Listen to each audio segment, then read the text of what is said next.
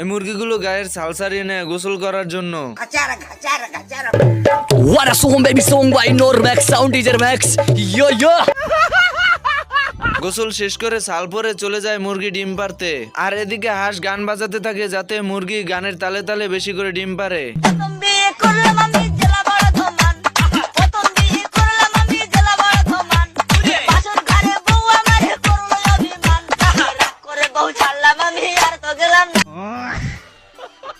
হাঁস অনেকগুলো ডিম পেয়ে খুশিতে নাচতে নাচতে বাড়িতে চলে যায়। আর এদিকে শিয়াল সুযোগ পেয়ে মুরগি চুরি করার জন্য চলে যায়।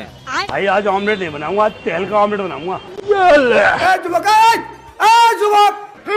मांग मांग कोटाई गुंडाई रे। হাঁস দৌড়ে শিয়ালের কাছে চলে আসে। भाई यहाँ पे क्या हो रहा है? भाई यहाँ पे क्या हो रहा भाई? ये क्या है? বাবা একটা বিয়ে করায় দেন।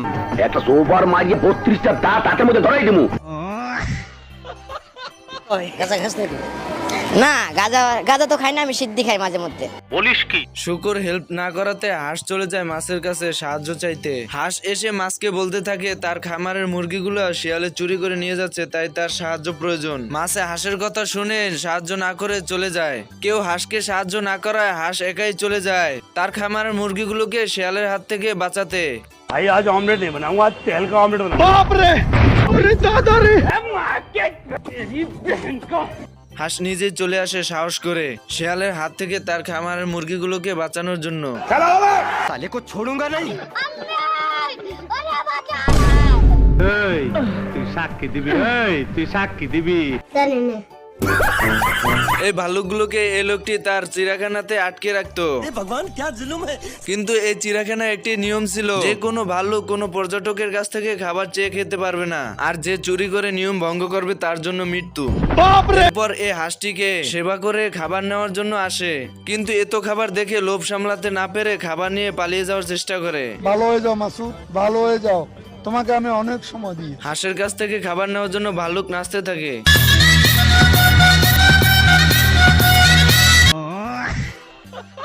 এরপর হাঁসকে টেবিলের উপর বসিয়ে ভাল্লুক খাবার ভাগ করতে থাকে।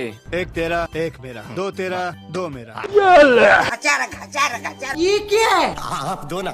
बेकार है भैया, मैं तो टूट गया। এরপর হাঁস ভাল্লুককে খাবার না দিয়ে চলে যায়। হাঁস খাবার না দেওয়াতে ভাল্লুক গাড়ির চাকা চাপ দিয়ে অ্যাক্সিডেন্ট করার ভান করে।